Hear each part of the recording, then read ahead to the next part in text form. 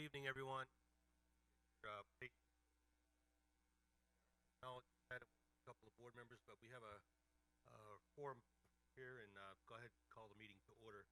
You could join me for a moment of silence, and as you do, consider the recent information we've received with two Sherman families who lost a staff member, Haley Frazier, and the husband of Maribel Cairo. Keep them in your thoughts and prayers as we take on a moment of silence, please.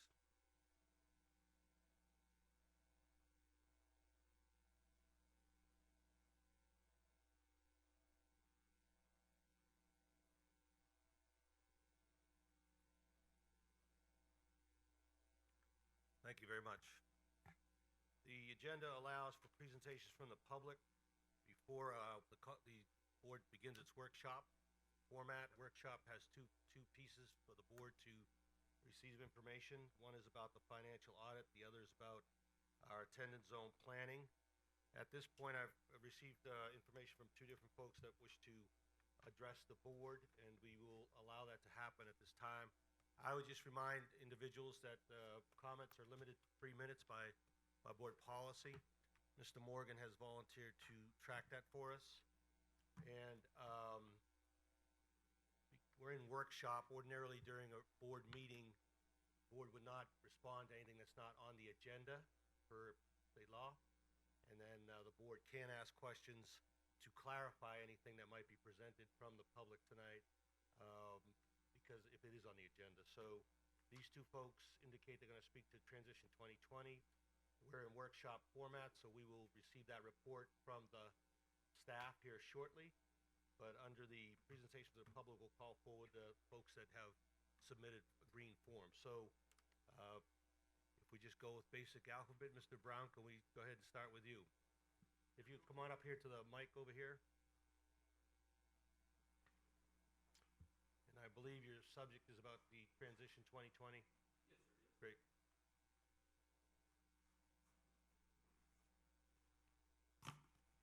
And Mr. Morgan, whenever you're ready, we'll give you a warning at 30 seconds a minute, just so you know. Is that okay? Fine. That'll work. All right, we ready? Go ahead. Well, hey, I want to thank you first for your time tonight.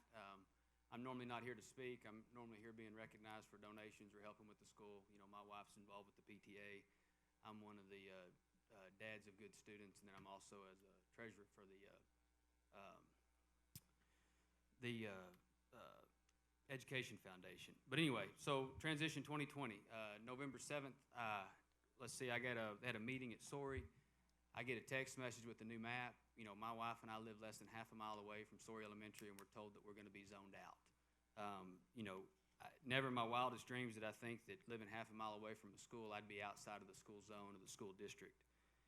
We sat down and talked with Tyson on Friday after that meeting, the 8th, and Tyson basically told us that we're putting the 5th grade back in elementaries because we feel that's good for elementary school students.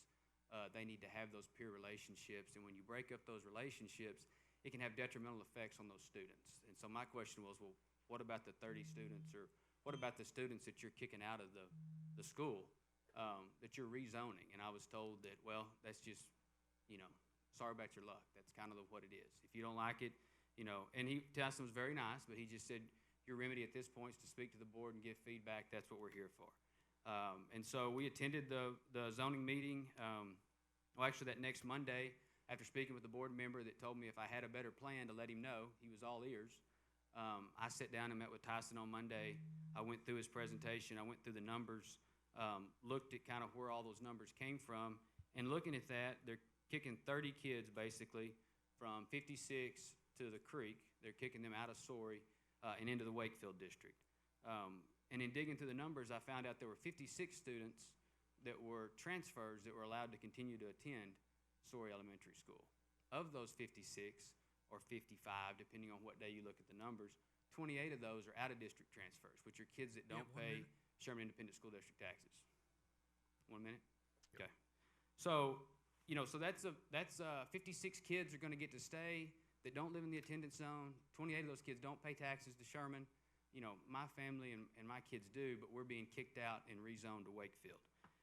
And also, when you look at that, over 30% of the students that attend Sorey are not in the attendance zone. Those kids live outside of the attendance zone. Those kids are brought in with special programs or either transfers, But I think that 30% number, and Dr. Bennett sent me some information about 440 today, so I haven't had a chance to look. But that, I would say that 30% of the student population at Story's transfers. That's probably, I would say, 3 or 4 times higher than any other campus in the district, and especially higher than the average. So, I've asked for data on what are the special programs at other schools, what do those look like. But I guess if at the end of the day, if you want to tell me that the attendance zones are what we've got to do and that Story's full, then I guess Story is full without a district transfers. And I guess Story is full with special programs kids. But Story's not full with neighborhood school children. I'm sorry. Okay. Go ahead. So, that's my deal. You're not full with neighborhood school children. You're full with children that are busting in or being brought in by different means. Thank you. I know the alarm went off. Is there anything else you need to? That's it. That's pretty much all of it. Okay, thank you. Any clarification from the board at this time? Thank you, Mr. Brown.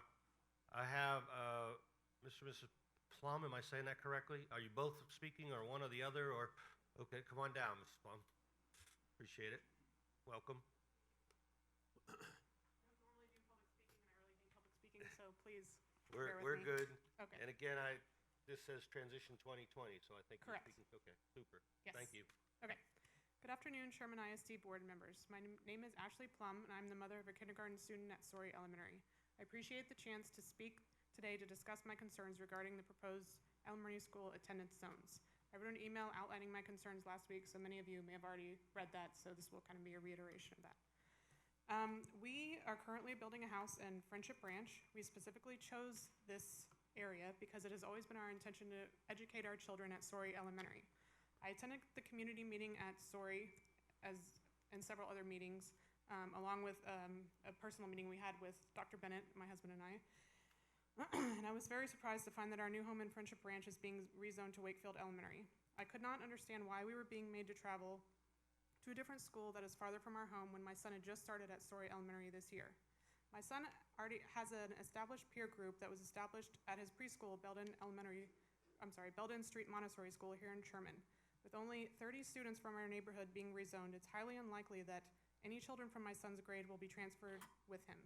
More densely populated areas being rezoned have an advantage over our group. As our numbers are much larger, they will be making the transition with many of their peers and neighbors. As Dr. Bennett alluded to in his presentation, it's well documented in the literature that transitioning elementary schools can adversely affect a child's academic performance, self-esteem, and overall well-being. And I would also like to touch on the transfer aspect because that's the most concerning part of this whole scenario to me. According to Dr. Bennett, Story Elementary currently has 180 transfer students. The majority, 124 students, qualify for special programs offered at this school, including life skills, medically fragile, and bilingual programs.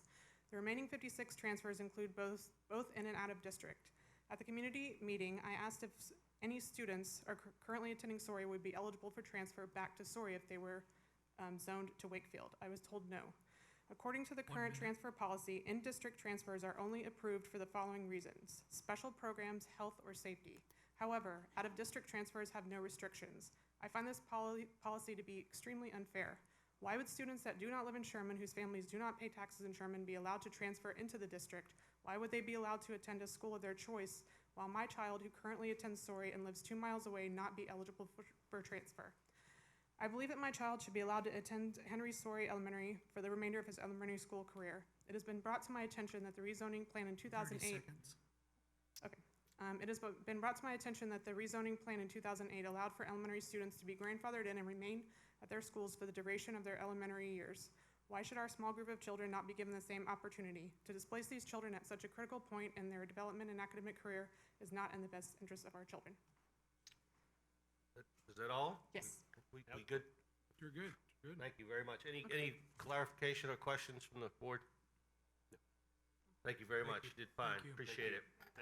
As you know, we're receiving information from the public as we do our sessions in the schools. And tonight we'll have an update on the Transition 2020. More than welcome to stay, obviously, for that. And as I know the board believes, the staff continues to reevaluate and look at the various things that we have to continue to look at as we go through this process. So tonight is one more step in the updating. And I think under workshop, we're going to start with the financial audit, Dr. Tyson Bennett? Yes. And we'll go from there. Thanks. Thank you, appreciate it. School districts are required to hire a qualified CPA, of which we've done, to audit our financial records annually. This audit includes professional opinions concerning the application of generally accepted accounting principles and test documentation that support the financial statements, amounts, and grant transactions. TEA and also federal government agencies, bondholders, other interested parties, these parties rely on these audits every year to report and draw conclusions on SISD's financial condition and the compliance according to applicable laws. We've engaged Hankins, Estep, Deaton, Ton, and Say. Dan Ton's worked with us the past few years. He's providing the AFR report tonight to our Board of Trustees during the workshop. And so I want to go ahead and invite Dan Ton to come on up. Thank you. Welcome.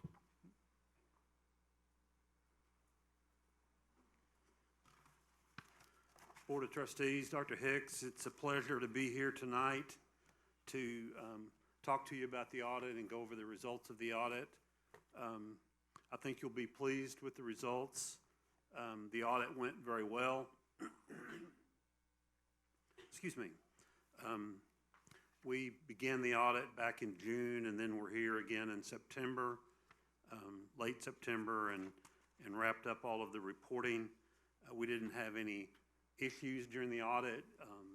We gained access to all of the records that we needed. All of our questions were answered. We received full cooperation from the finance staff. So we were very happy with that. And then I think the district continues to be in good financial condition. And we'll look at just a couple of things that show you that. The first thing I want to bring to your attention is pages 3 and 4 of the audit report. Excuse me. Pages 3 and 4 are our independent auditor's report. This is what's referred to as an unmodified report, meaning that no modifications were necessary to the standard report on your financial statements. There were no findings, no compliance issues. It's the highest level of report that you can receive as a governmental entity. So that's very positive. Just to look at some of the actual numbers, just to update you on a couple of things. I want to start with the fund financial statements. These are the statements that show each individual fund, the fund balance, and then the revenues and expenses of those funds. On page 16 and 17, you can see the assets, liabilities, and fund balances of the major funds, which are your general fund, your debt service fund, and your capital projects fund. The general fund is the first column. Next to the bottom number, you ended the year with fund balance of $24.2 million. That's a very healthy fund balance for a district your size. That number increased by $1.9 million during the fiscal year. The unassigned fund balance represents approximately 36% of your expenditures. So that's slightly more than 4 months of operating expenses, which is generally considered to be a very healthy level for working capital purposes and cash flow purposes. Back to page 16, the debt service fund ended the year with $12.5 million of fund balance. That was an increase of $165,000. That you were able to do an early defeasance last year, which means that you paid off some bonds early. It was about $745,000. And even with that, you were able to slightly increase your fund balance. So I think your debt service fund balance is also a very healthy amount based on the level of debt that you're carrying at the current time. The capital projects fund is the third column. You can see ended the year with about $143 million. That's really just the unspent proceeds from your bond issue that was done in the prior fiscal year. If you look at the expenses on page 20, that fund balance actually went down $31.6 million. which is to be expected, obviously, with the construction projects that are going on. Tyson's out there spending it as fast as he can. That's our biggest concern. You just have to watch the camera, the live feed to see all the stuff going on out there. But that's obviously a planned project, and that's what you issued the bonds for, so that's not really a concern. With that said, I think, as I said, your fund financial statements are in excellent condition. Just to go back now to pages 14 and 15, this is a little bit different presentation. This is what's called government-wide financial statements. This takes all of those funds and combines them together. It includes capital assets and long-term debt that are not included in the fund financials. The fund financials represent more a short-term picture of the district, whereas this includes all of those long-term assets and liabilities.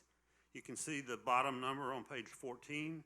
You do have a negative net position of about 1.3 million. That's fairly common with school districts. You may recall within the last few years, governmental accounting standards required districts to start recording their share of the state pension liability and the state TRS Care retiree insurance liability. And you can see on lines 2540 and 2545, that's quite a bit of money, 23 million on the pension liability and 29 million for the OPEB or the TRS Care liability. That's really what has caused that net position to become negative. And TEA recognizes that and adds those numbers back for like your first report. They don't recognize that negative net position. They add back those things, and so you end up with a positive net position for purposes of the first. Just a couple of more things I want to touch on before I take any questions that you might have.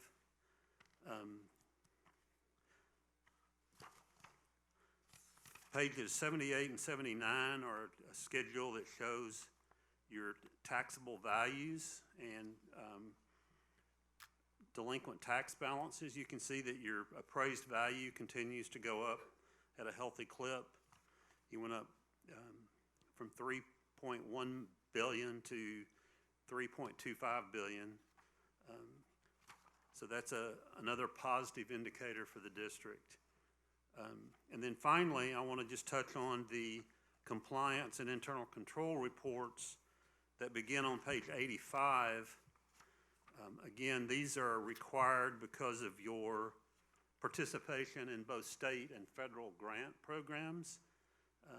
So these reports cover your grant programs in general, and then the second report covers your what are referred to as major federal programs.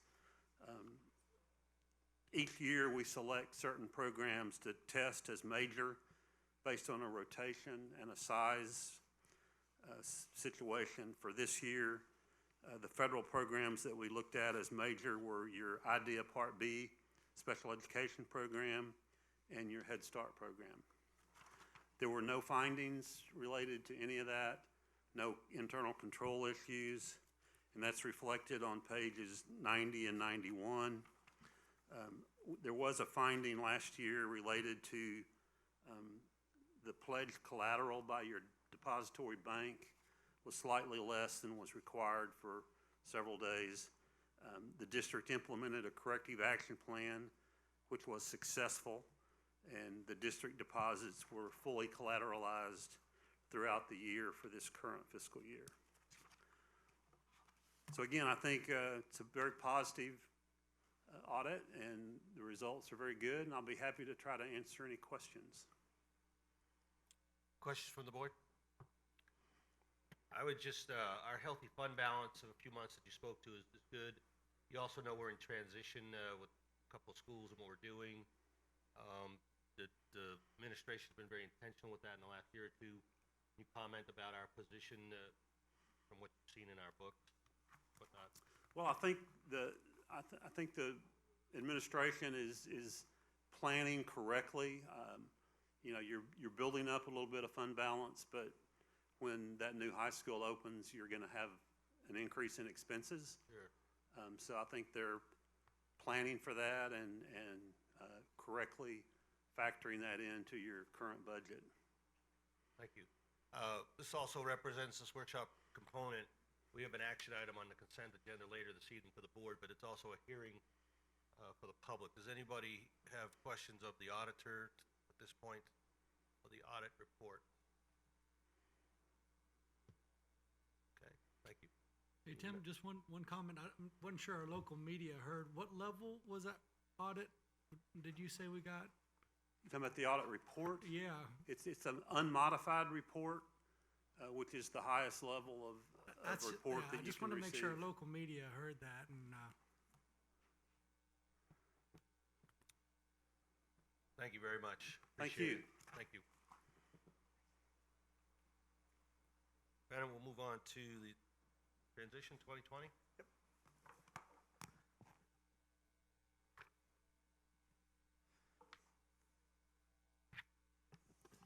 So we have our transition 2024. What we'd like to do is update the board on our attendance zone planning process. And here's just a look at some of the plans for 2021 and moving to fifth grade only at Dillingham and sixth through eighth grade at Piner Middle School, and then the future plan here about a year and a half out with our Fred Douglass Early Childhood Center. As you know, we're going to have 2 full-day pre-Ks, which is great for this community, and also K through 5 elementary campuses. Here's just a summary as we go out to our community meetings. We've completed about 3 community meetings so far. We have 3 more this week, and here's just an overall plan that you're very familiar with by now. We've been talking about this for quite some time. Moving the 6th grade to middle school, and also our current high school and Piner Middle School being 6th or 8th grade campuses, and then our Dillingham Intermediate for 1 year only, being a 5th grade only campus. And then the next year, we would rezone our elementary campuses to K through 5 as opposed to K through 4, moving 5th grade to the elementary campuses, and so we can have our elementary kids be elementary kids longer. And then we would also move our PLC, our Parent Learning Center, to H Hall at Sherman Middle School after we repurpose it and renovate it, and then we would have 2 full-day pre-Ks. So as we're going around talking to our community, we're making sure we're stressing the priorities that you guys agreed to back in May of 2019. Those priorities here we list out and we talk about, being that we would be bringing the campuses below capacity for our residing students, implementing that clean feeder pattern for our elementaries and middle schools so that we have the elementaries in time that they're going to middle school and that they would stay all elementaries, the same students in those elementaries going to the same middle schools. Assessing our demographic profile, campus profiles, looking at our special programs we've talked about quite often. Not only the special programs that we have that are unique to individual campuses, like at Neblet being the autism program, and Sorey being medically fragile and life skills program, and deaf education at Crutchfield, and then our bilingual program that we have on 4 different campuses.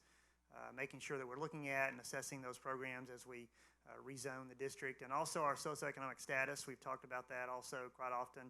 We're always looking at our socioeconomic status. We don't want to create a situation where we would have campuses with very low socioeconomic status versus other campuses very high. We want to make sure we have diversity in different areas from special programs and also socioeconomic status being diverse throughout our community.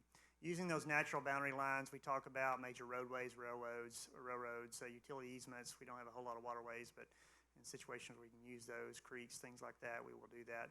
We're not always able to use those natural boundary lines, but we do so as much as we possibly can. Utilizing our campuses more efficiently, an example of that is renovating H Hall to where we are utilizing the current Sherman High School fully, because that's a campus that we would not fill up with 1,400 middle school kids, so we're able to repurpose a portion of it, renovate it, and have 2 separate campuses on 1 piece of property. Attempting to maintain those neighborhood schools approach. I've talked about this quite often as well. There's a little bit of misconception about what a neighborhood school approach is. And neighborhood school approach being, let's say, for example, you have clearly identified neighborhoods here in the city of Sherman. One may be Pebblebrook. It's not our endeavor to put an attendance boundary down the middle of Pebblebrook and send half of that neighborhood to one school and half to the other. That's a neighborhood schools approach. So we're going to attempt to do that as best we possibly can in some of the highly densely populated areas in Sherman. We can't always do that, but we're going to do it as much as we can. Considering those future growth patterns, we do that quite often. We're always looking at our growth patterns every year, working with the demographers to assess where the growth is coming so that we can plan accordingly. We set those attendance boundary lines as best we can so that if we have future growth coming in an area that we believe that there will be, that we would be positioned to add elementary campuses to be able to handle that type of growth. Recognizing transportation and travel impact, we do this as well. An example of that is looking at the Dillingham Elementary attendance zone. Looks fairly large in terms of a land mass, but if you think about some of the major roadways that are running through there, I gave one example at the last meeting that I've actually driven this route twice, knowing that this looks like a clear issue in terms of land mass. And where you look at Constitution Village and Shadow Mountain on the very south side of town are zoned to Dillingham on the very north side of town. Currently, those two neighborhoods are zoned to Story. I've driven it twice from Shadow Mountain, and I've driven it twice from Story. You can actually get to Dillingham Intermediate parking lot faster when you drive from Story from Shadow Mountain to Dillingham, as opposed to driving from Shadow Mountain to Story. It surprised me tremendously, which is why I drove it twice. But you have a lot of things that impede traffic flow, like stoplights and stop signs and things like that. So transportation impact, looking at some of your major roadways, because you can jump on 75 and you can get from the south part of town to the north part of town pretty quick. So that's an example of recognizing your transportation and your travel impact. Building boundaries to sustain growth over time. It really is not our endeavor to redraw attendance boundaries every year, nor every 2 years, nor every 3 years. So we're trying to build these boundaries so that we can sustain that growth over time. Projected timeline, I've talked about in our community meetings. You guys provided those priorities that we're talking about here back in May, and we started that work more diligently in 2019 as we started to receive this year's data.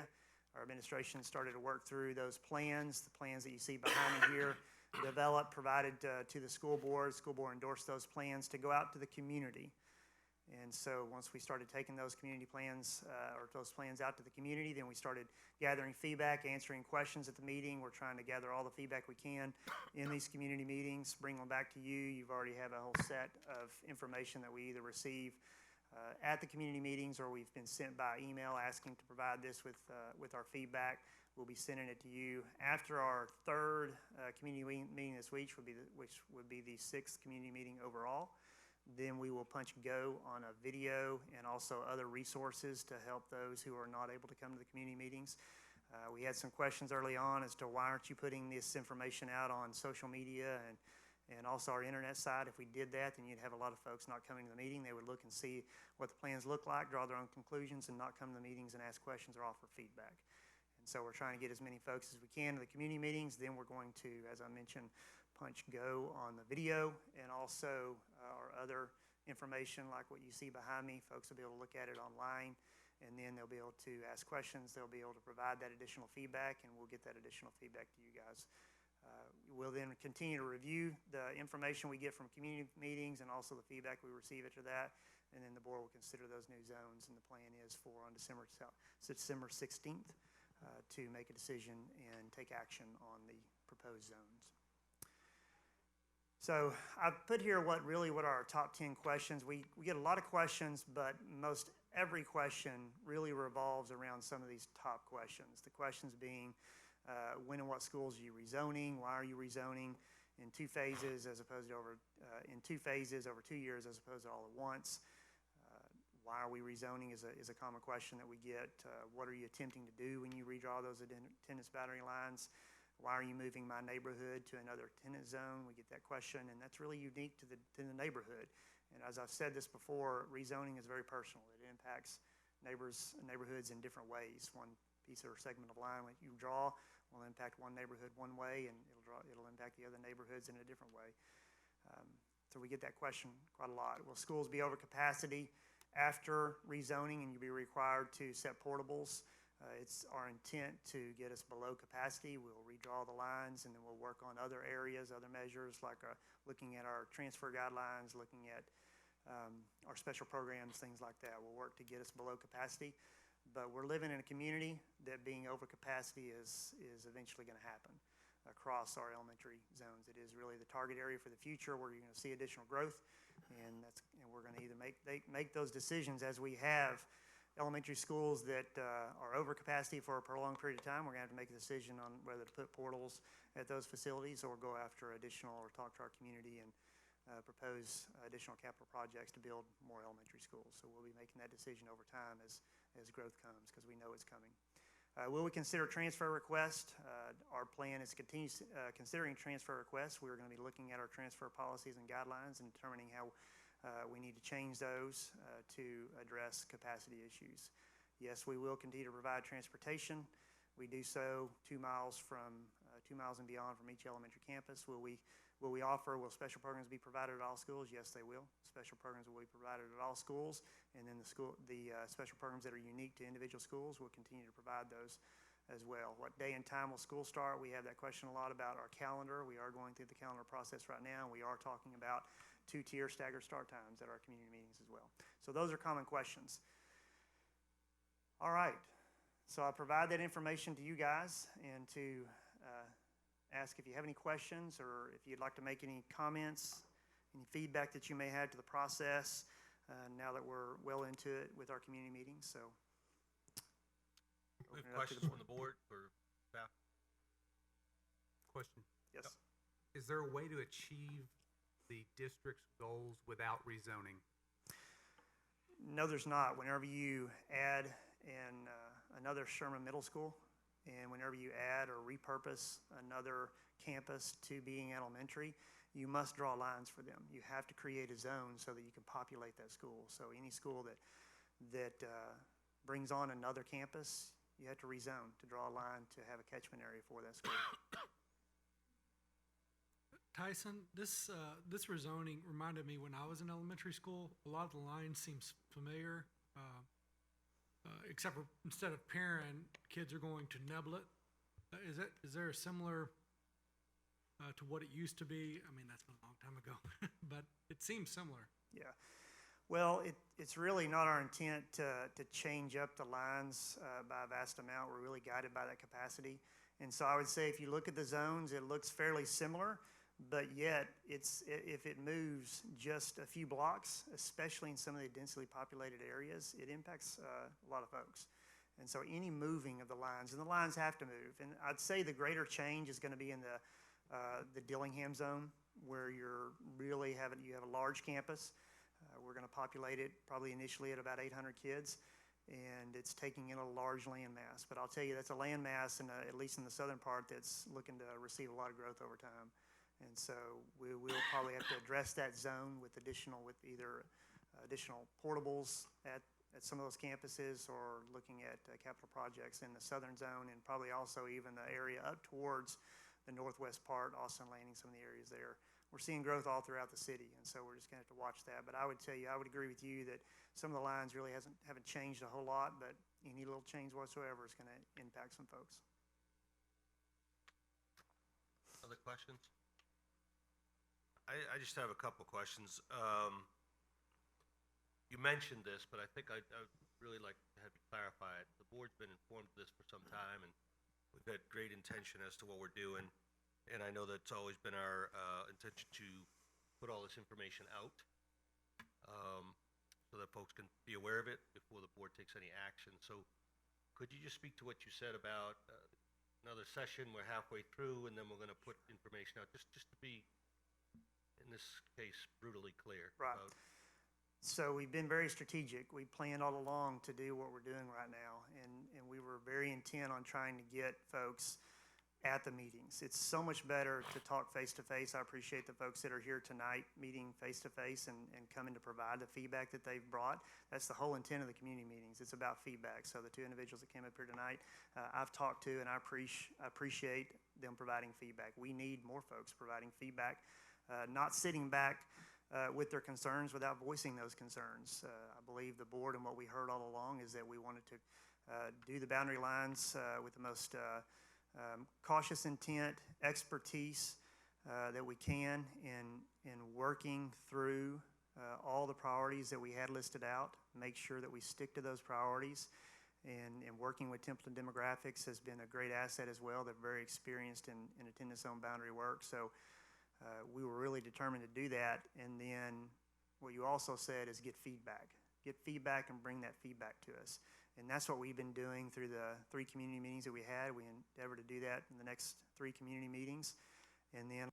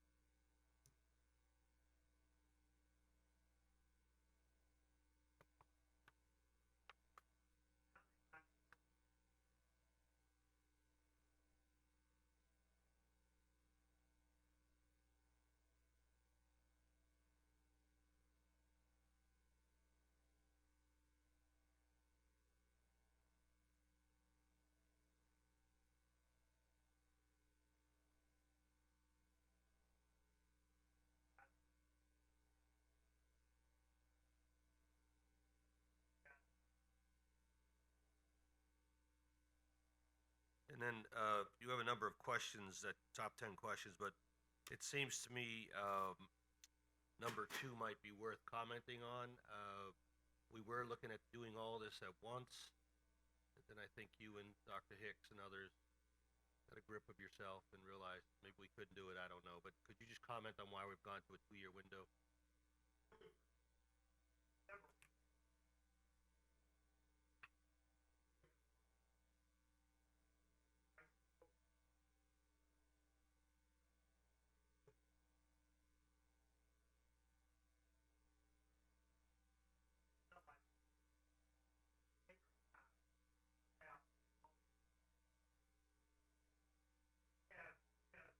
parents here, and possibly parents here in the room, that had kids at all different levels, from elementaries to middle schools to high schools. And having that amount of change and rezoning in just all at once, we felt like was just a tremendous impact, and we think that we really need to provide our families more time to adjust. And so we have other things going on in the district with House Bill 3 and some mandatory staff development that we have coming up for our staff members.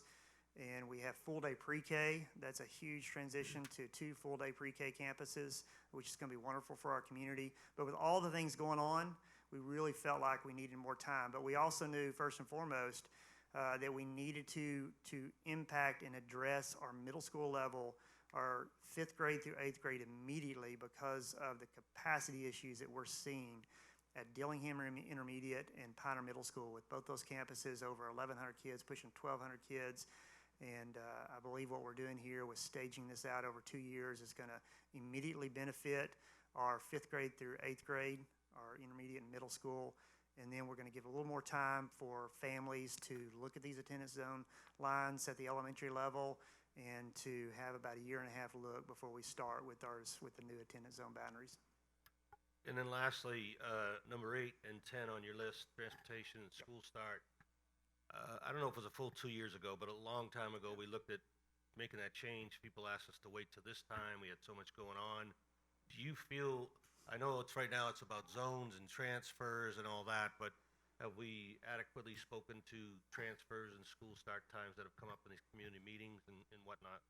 Yeah, I think with transportation, I think you might have meant transportation, but yes, we talked quite a bit about transfers, and I do believe that we need to continue looking at our transfer policies and some of the processes we have at transfers. Providing transportation, and what we've talked about staggering our start times, that was, I believe, back in May of 2017 that we talked about this. We just had tremendous issue that we really felt like as a district we owed it to our community to address how long kids were on buses, what time, early times in the morning we were picking up kids, and late times they were getting home. And we also had multi-age riders. And me as a parent of 3 daughters here in Sherman ISD at several different schools, I knew good and well I didn't want my younger kids riding. I didn't want to see elementary kids riding with high school kids. We have multi-age riding situations here that we need to change. And so as a parent, I really saw some things that were going on our buses with the amount of time that kids are on buses, multi-age riders, things like that. And also the impact on staff. I had staff, we have staff members that are on duty till really late in the afternoons, really early in the mornings, and we really owe it to our community, we owe it to our staff to address this. And looking at that, we engaged an audit on our transportation systems. We started looking at different ways and about the main things that these professionals that were doing audits of transportation systems across the state were telling us, you really need to go to a two-tier system. Very few schools of your size and growing schools are still on a one-tier type system. And so we offered that at the time. And I'll tell you, one of the things I said at the time is because based on the number of schools that we had and the number of kids that we had, we really need it. Well, now we're looking at adding another school next year. So when you add for your transportation system, you add a whole new staging area for buses. There's no other option for us. We truly have to run an efficient, we owe it to our community to provide an efficient transportation system. And I do realize that we transport about 25% of our kids in this district, and that's not a huge amount. But I think if we improve what we're doing in offering of transportation to become more efficient and deal with some of the issues about time on buses and multi-age riders, we're going to see that 25% go to 35%, to 45%, to 50%. And we're going to provide more transportation. We're going to have more kids riding buses. And transportation is a blessing to our community because so many people have a difficult time with transporting their kids to and from school.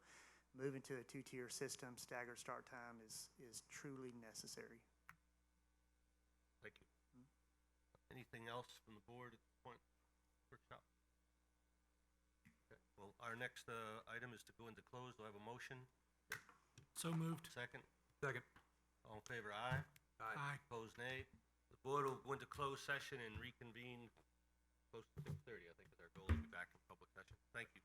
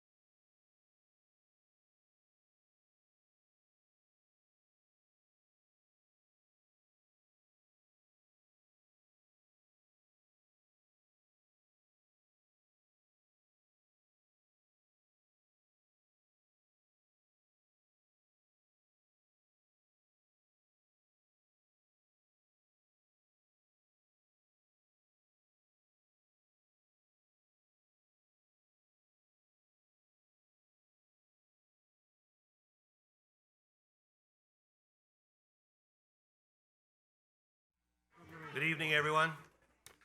The Sherman Independent School Board is brought back into session. Thank you all for being here. Our first order of business is to have the Pledge of Allegiance, I believe, going to be led by Dillingham, students from Dillingham. So if you all rise and join them, please.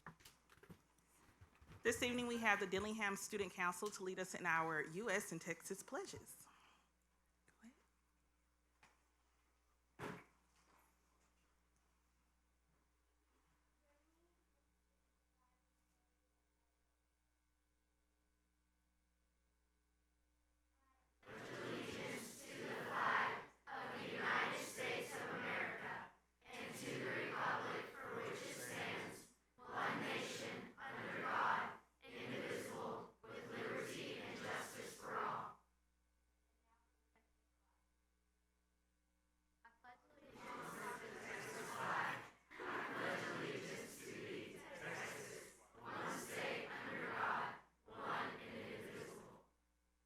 Thank you. Good job. Well done. They have their creed.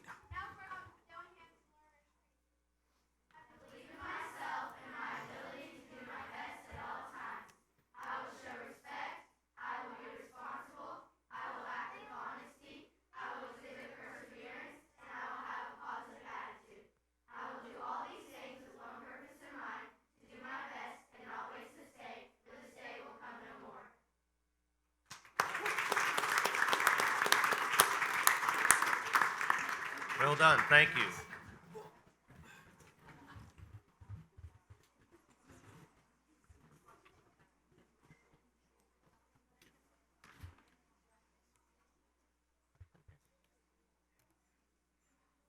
Next, we have on the agenda presentations from the public. We're not aware of any at this moment, but to someone that wishes to address the board.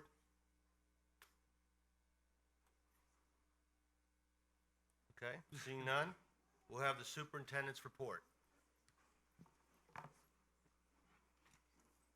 Thank you, Mr. Miller. Members of the board, we always start every meeting with recognitions after the pledges by our wonderful students.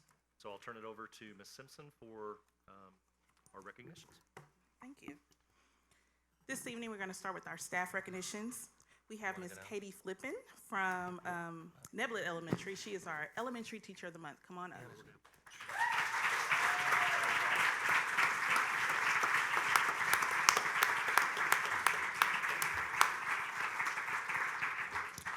Katie is on the RTI leadership team at Neblett Elementary and is responsible for communicating and collecting data for all students in the RTI process. She is a great district leader among REACH teachers and always meets deadlines on reporting data within the school and district.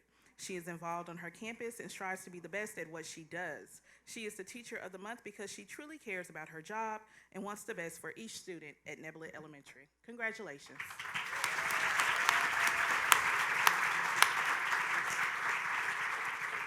Now we're gonna watch her video. Gotta see you in action. Hi, my name is Kelly Abahash, and I'm the principal at Neb. Hello, I'm Eartha Linson, principal. Hi, my name is Kelly Abahash, and I'm the principal at Neblett Elementary. And I am thrilled to announce that Katie Flippin is Sherman ISD's Elementary Teacher of the Month for October. Katie is the perfect choice. Katie is our REACH teacher, and she touches the lives of children in our entire building. She teaches RTI groups for all grade levels, and she is all things data. She is a member of our RTI leadership team, and her organization of documentation, parent communication, and the knowledge of the RTI process allow us to continually strive to improve the educational process for our students. Daily, Katie provides intense interventions for our students, kindergarten through 4th grade. She continually strives to educate herself and improve her intervention process and knowledge to serve her students and assist teachers serving theirs. Students love going to Ms. Flippin's intervention classroom, and they thrive under her consistency and her expertise. She communicates and gains the trust of families regarding their students' progress and their struggles. Additionally, Katie is a leader and a pace setter in the district. Her paperwork and documentation are flawless, and she strives for excellence in all that she does. She loves her precious family with all her heart, and she is making a difference at Neblett Elementary. Congratulations, Ms. Flippin.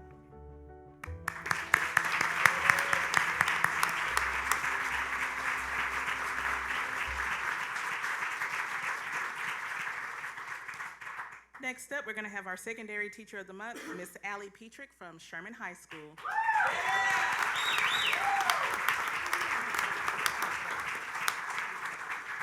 Allie Petrick is a first-year teacher at Sherman High School and joins the Bearcat family all the way from Chicago. She has made Sherman High School her home and is doing a great job. If you walk inside of her English classroom on any day, you will observe that her students are fully engaged in her lessons and genuinely enjoy learning in her classroom. Ms. Petrick attends all new teacher professional developments and brings fresh strategies to her classroom daily. Ms. Petrick is also going to be featured in the new teacher highlight in the fall edition of the Bearcat Pride magazine. That's going to be out next week, guys. And so we just want to say congratulations. And I also want to point out that her mother, Lori, flew in from Chicago to be with her.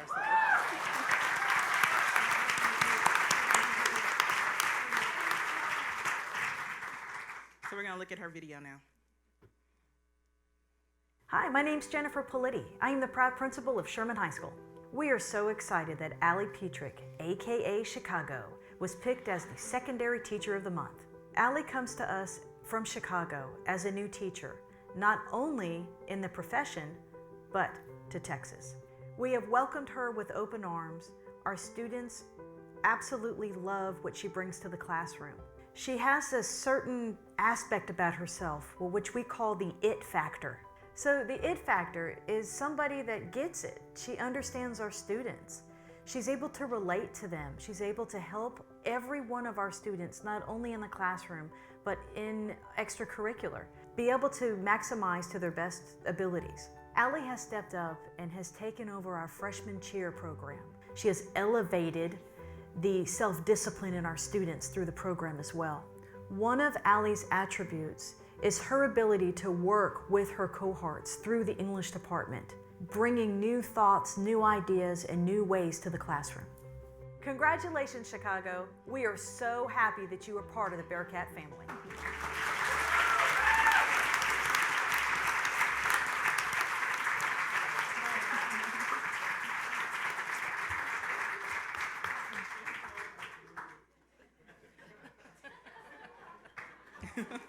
That's so sweet. Good job, Mom. Okay, next up we have our team of the month, the Wakefield PE Arts and Music team. Come on up.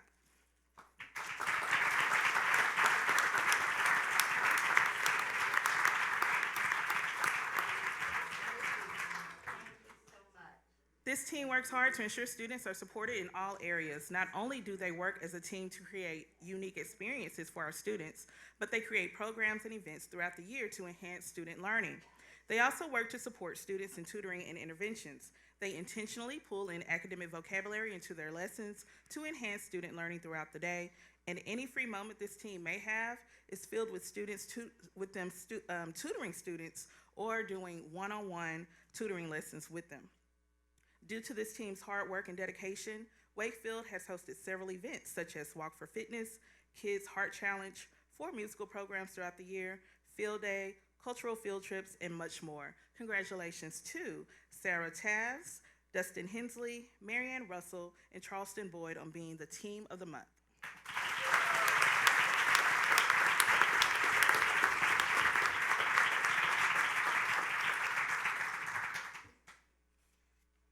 Hello, I'm Eartha Linson, principal of Wakefield Elementary.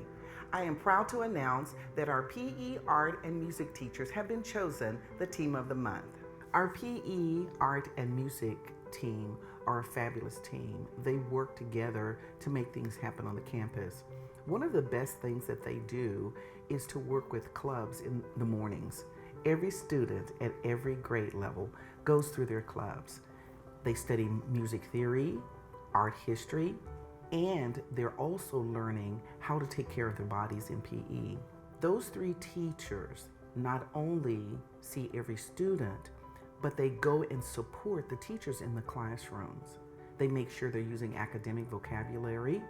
They make assignments that will allow students to be enriched so that when they go back to the classroom, the lesson has been extended.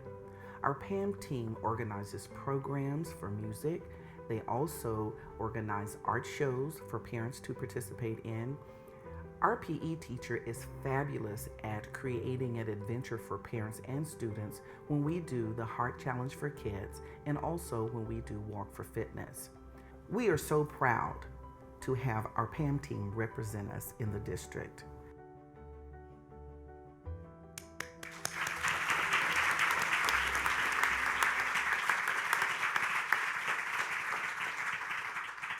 And now for our Employee of the Month, Ms. Becca Gudgel from Story Elementary.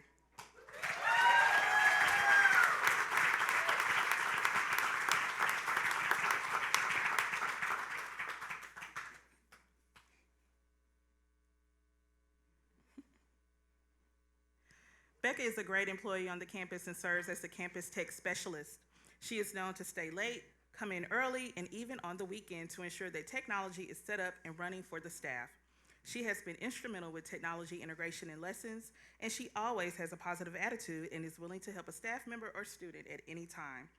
Ms. Gudgel has single-handedly helped every staff member with making sure that their new electronic devices and equipment is working on the campus, and her time and effort is truly appreciated. Congratulations.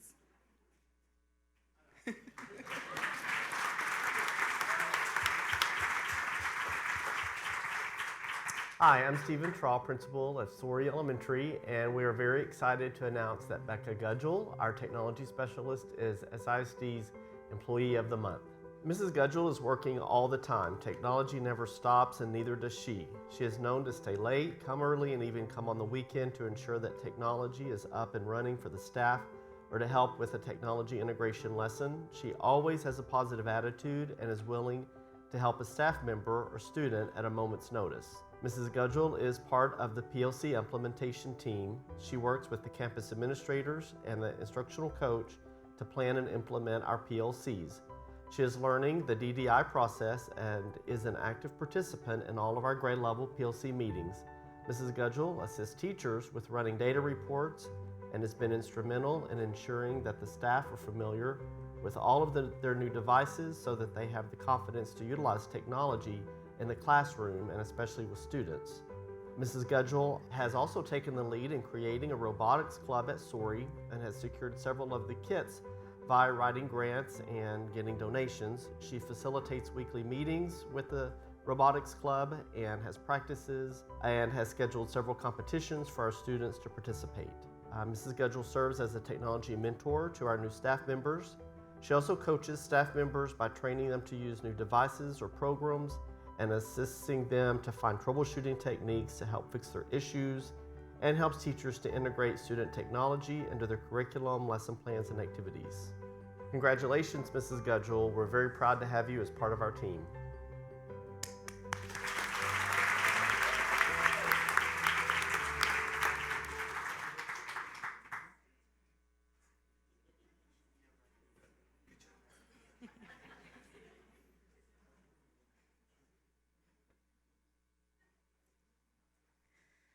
Next up, we have our substitute teacher of the semester, Ms. Diane Gibson.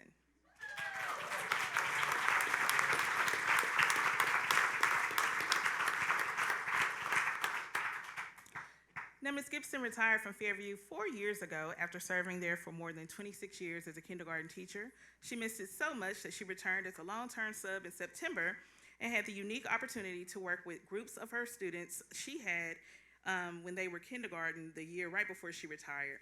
As a teacher and now a sub, her focus remains on students, and that is evident in the way that she interacts with them on a daily basis. As she prepared for her long-term sub position to come to an end, she worked with the campus administration to make sure there was a smooth transition for the students and their returning teacher. She goes the extra mile, which is why she was a great teacher and now an amazing sub. Thank you so much.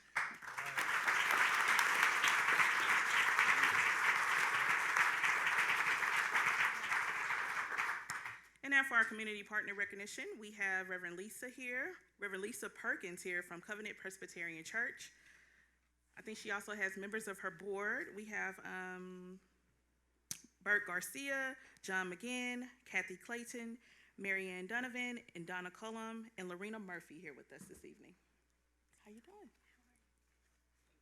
Come on up. Thank you guys for being here. This church is committed to supporting Sherman ISD students and staff. They provide dental health kits for our Head Start students and roses for the staff during Teacher Appreciation Week at Fred Douglass Early Childhood Center. Last month, the church undertook the task of providing Pioneer Middle School students with backpacks of food. The church staff delivers the backpacks every Friday for students to have food over the weekend. Pioneer's counseling staff remarked that Covenant Presbyterian's congregation has been wonderful, and Pioneer is so lucky to have them helping our students. Pioneer's community-based service class will begin assembling the bags and partnering with the church. And we just want to say thank you to the church, Covenant Presbyterian, for all that you do for Sherman ISD.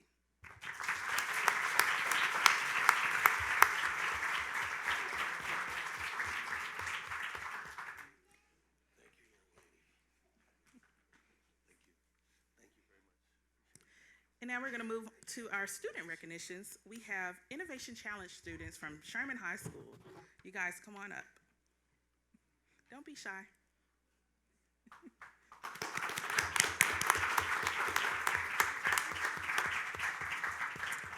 So Sherman High School 10th grade students Nancy Padilla, Carlos Cuellar, Hector Montez, and Melissa Flores represented Sherman ISD in the Student Innovation Challenge at the September TASA-TABSE Conference in Dallas. Miss Lorena Douglas and Dr. Mignon Plyler served as chaperones for the students. The challenge is an event hosted by the DLR Group during an annual state national conference. Student teams from different districts come together to work on a real-world problem, engage with conference attendees, then present findings at a conference session.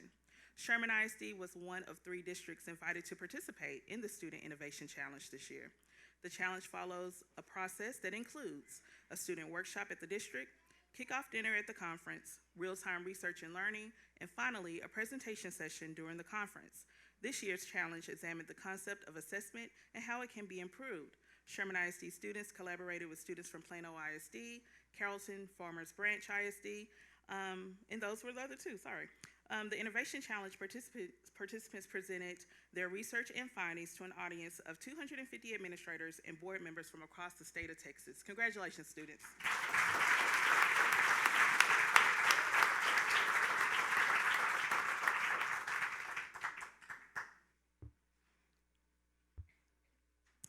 Sherman Independent School District is proud to announce that 2 Sherman High School seniors have been named commended students in the 2020 National Merit Scholarship Program. It's going to be senior Justin Davis and Sarah McGinn. You guys come on down.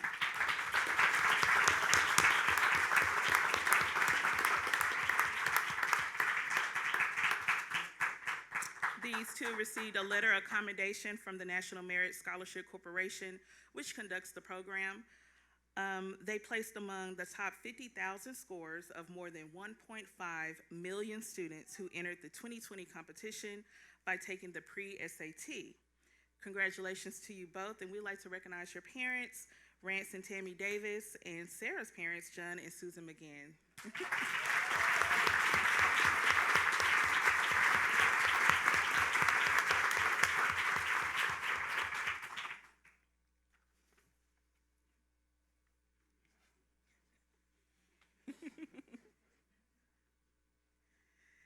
And we are also proud to announce that Sherman High School senior Nick Estes has been named a semifinalist in the 2020 National Merit Scholarship Program. Come on down, Nick.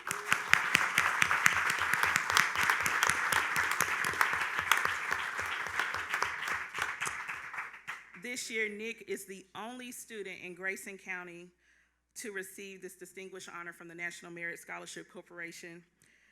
His pre-SAT score was one of the highest in the state of Texas, making him a semifinalist. To become a finalist, Nick must submit a detailed scholarship application in which he will provide information about his academic record, participation in school and community activities, demonstrated leadership abilities, employment, honors, and awards received. And I think he has several of those, so we're going to be wishing him good luck. And he's also joined by his parents, Todd and Jennifer Estes, so congratulations.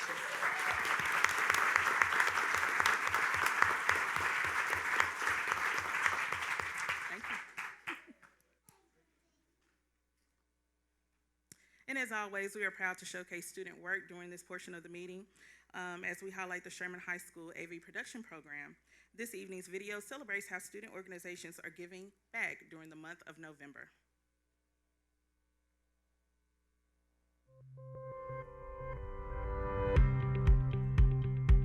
So it's an after-school program. It's for kids who can't go home right away, and so they just come and do their homework, and we provide assistance with that. Whenever they need help with their homework, we have computers, we have other people there to be able to help them with their homework, and also like we have snacks, so we'll eat snacks first and then sit down and then just to get to do what they want. My favorite part is just interacting with the kids, helping with anything they need help on their homework. My favorite part is talking with the kids. I love to talk. I love talking to kids, so really just helping them out and being able to get them what they need. And then how it helps out the community is because like sometimes they might need more help when they get home with their homework, so they'll come to us and we'll be able to help them with their homework or whatever they need. We do a fundraiser/donation for the Women's Crisis Center. We collect hygiene products such as like shampoo, conditioner, toothbrushes, toothpaste, stuff like that. It's so important for us to be involved because 2 out of 5 women every year get abused or sexually assaulted, and they need things to get them back up. They don't have things to go home to, and if they do, it's usually abusive spouses or parents. It is so important to get the awareness out there because we want to let these victims know that they have a safe place to go and people that support them when they need it. For our service project, we collected blankets for the Women's Crisis Center. We asked them to bring blankets throughout that week. After we asked them to bring the blankets, we all collected them, and then one of our members got them and took them to the crisis center. I feel like there should be an aspect in donation, always have like that part in it. So I feel like this is a good like training and like beginning of donating to a group in need. We come here and volunteer at Family Promise. I gain knowledge on how other people live their lives and how they differ from ours. We are helping the homeless people find like a light in their life that they can like look forward to, so we can help them. Me being able to help someone find the light in their life that they just need, that positivity in their life, so yes, it did. It's the Skyball event. It was in October last month. We helped create meals for veterans by preparing them a steak dinner with potatoes and vegetables. It's important to be a part of this project if whether one of us wants to be a professional chef or just to learn new techniques and make a difference. It's our job as student leaders to get the student body involved in helping our community and giving back to them after all the things that they do for us.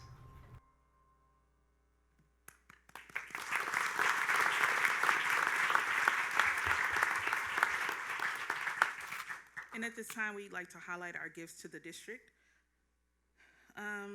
We received and publicly thank our local community supporters, businesses, and organizations that are proud donors and supporters of Sherman ISD. This past month, we received a total of $7,626, and we would like to thank everyone for supporting Sherman ISD. I will turn it over to you, Dr. Hicks. Okay, so before everyone leaves, if you do, I want to celebrate for just 30 more seconds because what you saw here tonight was about a passion for excellence. Whether it was our kids and their academic achievements, or it was our kids and their service and leadership, starting with Dillingham, and going to our high school kids that presented in front of 250 school district administrators, or whether it was about our teachers that give so much every day to make learning viable and exciting and engaging for our kids. Tonight was about celebration across the district. It's not one school, it's not one place, but all these different places, great kids and great teachers. I'm proud to be part of this team, and I salute and celebrate all of our folks. Thank you, parents, for coming. Thank you for raising awesome kids, and thank you for being part of this incredible district.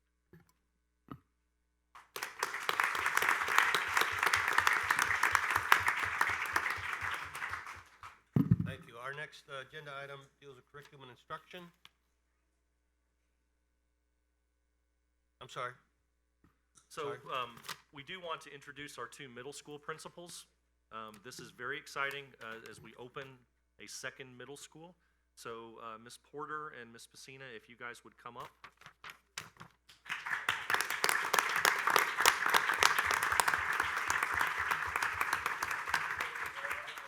So Mrs. Porter has been our principal at Piner. I'm pleased to announce that starting next year, she will move over to the new Sherman Middle School. For the past 3 years, she's been our principal at Piner. She's transformed the social and emotional culture of that school. She's been intentional in establishing programs, both instructional and extracurricular, that promote social and emotional wellness for our kids. She's a proud alumnus of Sherman High School.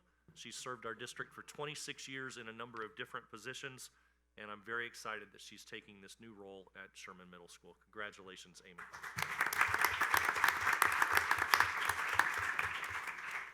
Trustees, I'm also very excited to introduce Amy Pacina, who will be taking on a new role as middle school principal at Piner Middle School. Amy is also an alum of our district, grew up here, came back to teach here, and has now become middle school principal here.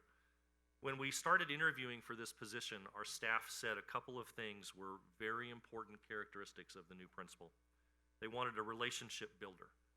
They wanted someone who would instill a sense of accountability. They wanted someone who was instructionally focused. And they said, we want a champion for our children, a champion of diversity and equity for our kids. And we didn't have to look very far to find Amy Pacina. She has established an incredible culture at Washington, and I'm excited that she's going to take that work to Piner to work with our teachers there.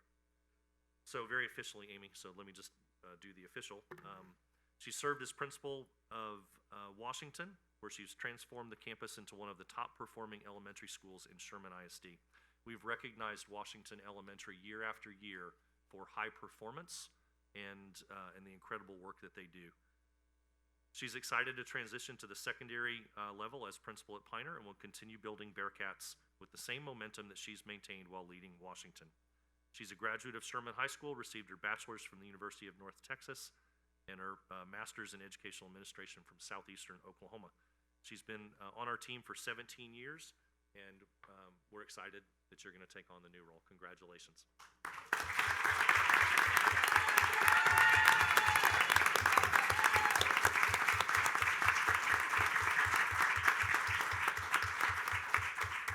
So the only remaining challenge is that they're both Amy, and they're both Amy P. So we're excited, ladies, that y'all are going to join together as a team and lead our middle schools. Congratulations. Congratulations. Thank you very much. Now we'll move on to curriculum instruction, I believe. That's I'm not correct. sure. Curriculum Okay, super. PSCT, ACT, SAT, annual report.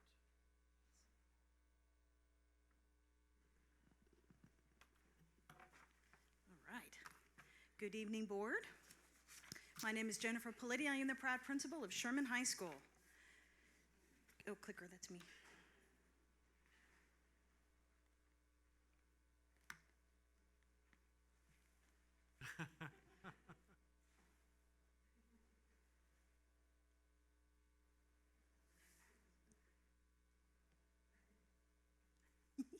Nice and candid. Clip on. If this isn't working, it'll be working by the public hearing. That's mine. Oh, gee, thanks. Here you go. Oh, oh.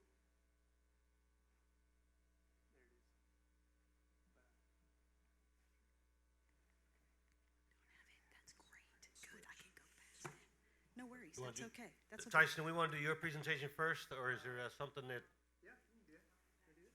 Okay, let's do that. Okay. I'll set it up One for you. moment. we'll bring you back, no charge. Okay, so our financial integrity rating system. Our first program, Financial Integrity Rating System of Texas. This is the way that we are held accountable. Much like the state accountability system for student performance, we also have an accountability rating system for finances. You heard our our AFR today, our annual financial report. We had a clean, unmodified opinion on our audit, which is great. And now we have our first report, and we are receiving a superior rating this year. The official results are in, and we've been receiving a superior rating for many, many years, and so we're very proud of that. As I mentioned, this is the state accountability system for Texas Public Schools. I'm probably not going to go through all these. The system has not changed over the last several years, but I'm telling you, it is changing. The system will change next year, and you'll see all different criteria. So I'll probably be taking you through a mini tutorial on it for next year. But for this year, the first 6 questions of the first program, you have to be able to answer yes on. There are questions about, have you turned in your AFR on time? And did you get that unmodified opinion? Yes, we did. And so we've been able to answer yes on all those. This really relates to the audit, and so we've been clear on all the audit areas. Also making some payments on time as well. We make our payments on time. Number 5 hasn't been scored. So moving on to number 6, number of days of cash on hand. This indicator really measures how long in number of days after the end of the fiscal year the district could be able to disperse funds. We talked about our fund balance earlier this year, and so we rate very highly on this indicator as well. Measurement of cash assets to current liabilities. This indicator really tells you whether or not, as a school district, you had sufficient funds to be able to pay off your according to your short-term assets, pay off your short-term liabilities, and we can do that. This one right here on the indicator number 8 is ratio of your long-term liabilities. This indicator really doesn't favor schools who are in the midst of a bond project. So you can see we dropped down with just 4 out of 10. This is the only area where we didn't get all 10 points. Once again, if you're in a major bond project, this indicator is not for you. Number 9, the schools district, our general fund revenues equal or exceed expenditures. Yes, it does. It really just asks you, did you earn more than you spend? And we do. Next one, our debt service coverage ratio. Meeting our debt service, we do meet all of our debt service requirements each year, and this indicator really measures that ability to meet your debt principal payments, and we do that. The next one, number 11, is school district administrative cost ratio. This indicator measures the percentage of the budget the district spent on administration versus state ranges. This is a good one to have 10 out of 10 in. I want to highlight this. A lot of folks may think you're too many administration or too much administration costs at the district level, and we score 10 out of 10 points on that versus other state ranges, so that's a good thing. The next one, number 12, this checks out, did our school not have a 15% decline? We haven't, this is really the one, we're not going to be declining in students, so we've been increasing, as you can see that over the years, and we're going to score well on that. The comparison of our PEMS data, this really looks at making sure your PEMS data, whenever it's actually submitted, it doesn't vary more than 3% from the actual data. This is an area that we had to look at about 3 years ago, probably. We have. Mandy Lewis does a great job in this area, and we're just right there at 0.03%, which is much less than 3%, so that's great. Come on, clicker. I'm going to blame technology for this. I told someone earlier that if you work with technology or HVAC like Scott Conrad, you get blamed for everything. So number 14, you heard Scott laugh.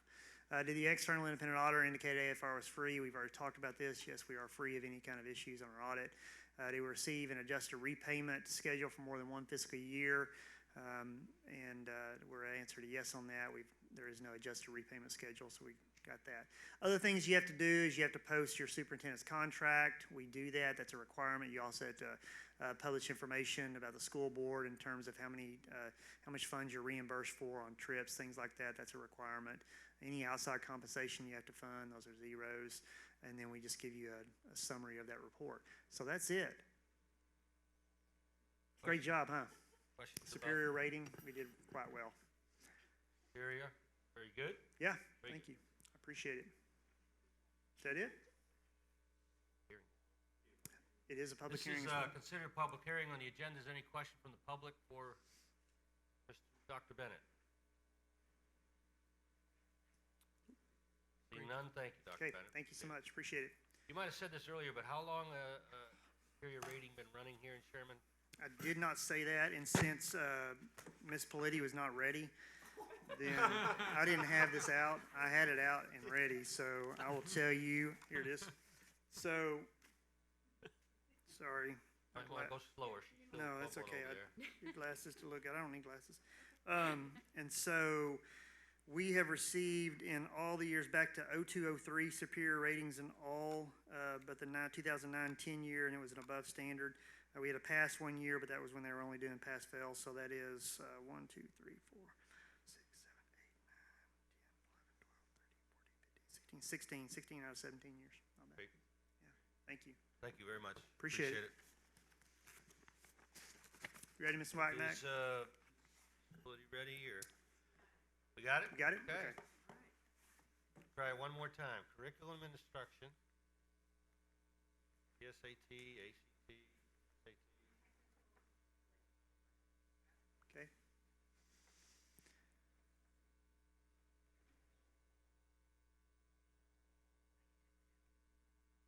They're going to shut you down and turn it back up. All right. Thank you. Appreciate it.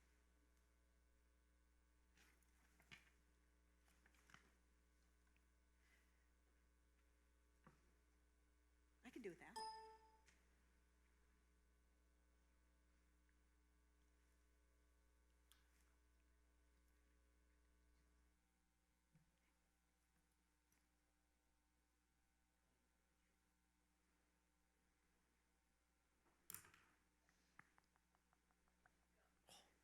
There we go. Okay.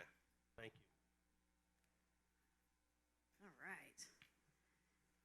Okay, so this evening I'm going to present to you guys the annual report for the PSAT, SAT, ACT.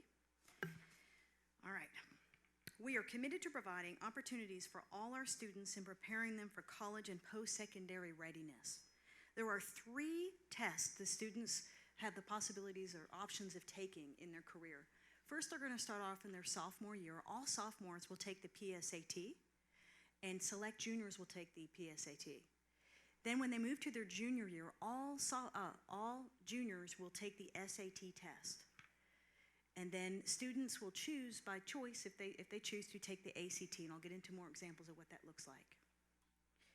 We are very fortunate that we are able to cover the cost of these tests last year and this year to our students for their first attempt at each level. We also have moved the PSAT and SAT. Last year, we tested during the school day, so they're called SAT days and PSAT, that's a tongue twister, PSAT days. ACT in the past has been offered only on Saturdays. And we're very fortunate that we're going to be able to bring that in this year, next semester, and offer the ACT during the day. That way, we've got all of our students given the opportunity, just in case they're having to work on Saturdays or take care of family members.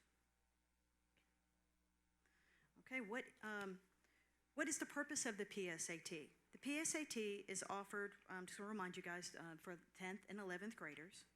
And then I want to remind you guys that the PSAT is not a college admissions. It doesn't get them into college just based off their scores, but it gets them into the opportunities such as Nick Estes. We got to celebrate Nick earlier and a couple of our kids. He became a National Merit Scholarship qualifier. It opens up doors for them to receive scholarships. It also gives us the opportunity to be able to use these scores as a benchmark. Our students are coming into us from the junior highs. Well, now we'll have 2 middle schools coming in. And it allows us to know where our gaps are for our students so that we can better prepare them after the PSAT to be able to get them ready for the SAT and the ACT. And then also we take a look at those scores as well to help them get into their advanced placement classes so we can help close those gaps. It also provides students with links to free personalized recommendations to improve scores across all academic skills. And then we also have the opportunity, and we haven't had one in a while, but our National Hispanic Recognition Program as well.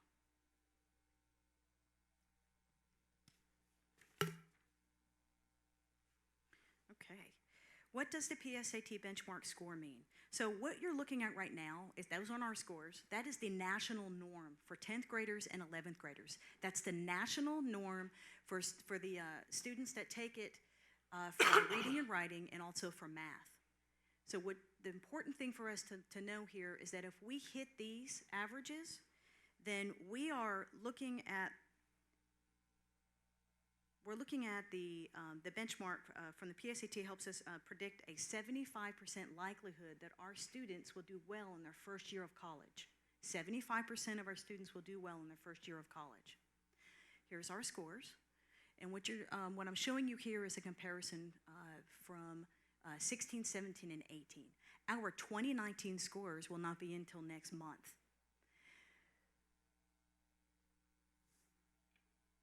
I want to remind you guys that the number of testers have increased as you guys are looking at the averages up on the screen of the means. So as our numbers of testers are increasing, our numbers of the mean scores look like they're going down, but we have an increase of takers. So when you're looking at the mean, the averages, so that's pretty normal when we're doing these big jumps. We're requiring that all of our students are taking the PSAT. In the past years, they have not. They've been select kids that have been coming in.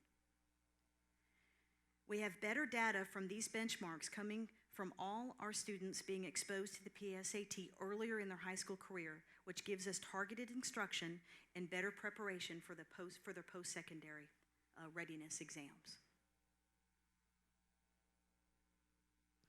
Okay, we're going to move into the SAT test summary. What you're looking at here is the past 5 years. Again, we do not have our scores from this year yet. They haven't tested the test just yet. We'll have those in the spring. Okay, as you can see, we have been increasing our numbers of testers as well. So you're going to see this going from the PSAT to SAT, and then it looks a little bit different for the ACT, and I'll explain why that is. You can also see that the mean scores have come down, but we've increased our number of test takers as we're looking across for the reading and writing and for our math. We would be expected to see that the increase of the testers by 100 from last year would explain why our scores are what they're looking like right now. All of us are competitive in here, and when we start to look at our scores from year to year, and we're like, okay, yeah, you know what, I'm not liking what I'm seeing, but the explanation of increasing students for Sherman, it's just over the top that we're able to expose our students to more of the test. When we go and compare this to the state, we're above average. We're above average in all areas in the state. So this is last year's test scores above average. So when we go back to take a look at our scores, we're only going to get better. We're only going to start closing those gaps now that we've got more and more of our students. They're expected to take that SAT, and we're going to talk a little bit later about what type of programs we have to prepare them for that. But yes, that is, we are above average when it comes to comparing ourselves to the state in all areas. College and career readiness is a large focus across the nation, and therefore it is pushing our schools to increase their students' exposures to all of these tests. So this is much to be excited about. We also later on, in the school year, in the beginning of next school year, we'll talk about what our report card is and how we do on our EOC scores for STAR. And this is a big part of what helped bump us into the B rating, is our ability to expose our kids to the post-secondary tests and being able to produce our national merit level students. So we're rising. We're going in the right direction. We've got gaps we've got to close, but we are going in the right direction. I know it's hard for you guys to read up there. It is a little bit small. I'm getting ready to talk a little bit about the ACT. And this is a comparison between the two, between the ACT and the SAT. Both of these programs or these tests are accepted to any of the United States colleges or universities. So students have the choice. Two of the big things that stood out to me when you look at the comparisons, both tests are accepted, like we talked about, to all U.S. colleges, and some of the big differences that SAT doesn't allow calculators on their math tests, and the ACT does. And the ACT is a shorter test, time-wise, but they offer more. They offer a science section, which the SAT does not offer that section. So which one is better? It's hard to answer. Each student brings something different to the table. So we are, again, blessed that we're able to offer the ACT and the SAT to all of our students during the school day this year. And we're hoping to see our ACT numbers of participants that are testing go up higher. So what you're seeing right now is last year's, the end of 2019's ACT scores. At 71 was the amount tested. But let's not get lost on those numbers. Let's start looking at those averages. So the mean averages are pretty darn high. Our kids are doing very well on the ACT. I only expect that next year when I go to report out these scores, we're going to have larger test takers in this area, and I'm hoping that our numbers will stay about average to what we're looking like now with the 71 just test takers this year. The ACT school day will be March the 24th, and again, that's going to be the first time that we offer that on campus.